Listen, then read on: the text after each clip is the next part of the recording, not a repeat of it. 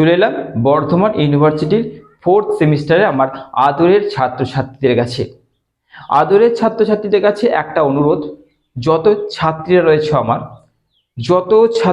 অর্থাৎ female students যত রয়েছে, তোমরা তোমাদের নিরাপত্তাকে একটু সিকিউর করো।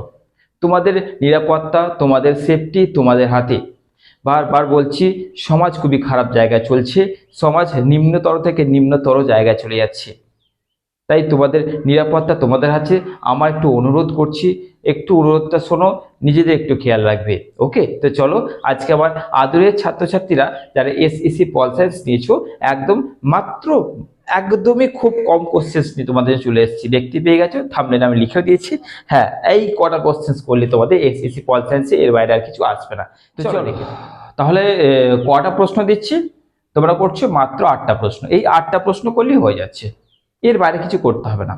8টা প্রশ্ন, মাত্র 8টা প্রশ্ন করছো, এইখান থেকে তোমরা 5 আর 10 কমন পেয়ে যাচ্ছ। চলো দেখে নাও।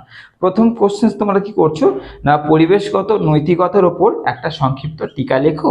WWF এর পুরো নাম আলোচনা করো, অর্থাৎ WWF। তারপরে মানব উন্নয়ন এর ওপর একটা সংক্ষিপ্ত টিকা লেখো। নর্মদা বাঁচাও আন্দোলনের উদ্দেশ্য বা অবদান বা ভূমিকা বা টিকা, যেটাই দেবে একটা উত্তর। তারপরে পরিবেশ রক্ষার ক্ষেত্রে সম্মিলিত জাতিপুঞ্জের উদ্যোগের একটা সংক্ষিপ্ত বিবরণ দাও। এর সঙ্গে থাকতে পারে IPCC এর পুরো নাম আলোচনা করো। নেক্সট 5 নম্বর, চিপকো আন্দোলনের উপর টিকা লেখো। 6 নম্বর, রিও বসুন্ধরা শীর্ষ সম্মেলনের উপর একটা টিকা লেখো। কোন দেশে কবে এই সম্মেলন অনুষ্ঠিত হয়? তারপরে 7 নম্বর, পরিবেশবাদের উপর টিকা লেখো। সাইলেন্ট স্প্রিং কার লেখা, অর্থাৎ সাইলেন্ট স্প্রিং গ্রন্থটি কার লেখা? তারপরে নেক্সট অর্থাৎ লাস্ট 8 নম্বর প্রশ্ন কি থাকছে, আসলে গ্রাম স্বরাজ্য মণ্ডলের কার্যকলাপের সংক্ষিপ্ত আলোচনা করো। ব্যাস, মাত্র এই 8টা প্রশ্ন করলে এসইসি পল সায়েন্সের কি থেকে তোমাদের দিয়েছি না, এনভায়রনমেন্টাল অ্যাওয়ারনেস থেকে দিয়েছি। এখান থেকে করলে তোমাদের এই 8টা প্রশ্নের বাইরে আর কিছু আসছে না, পর কোশ্চেন্সগুলো তোমরা কমন পেয়ে যাচ্ছ। ওকে, চলো নিজেদের খেয়াল রেখো।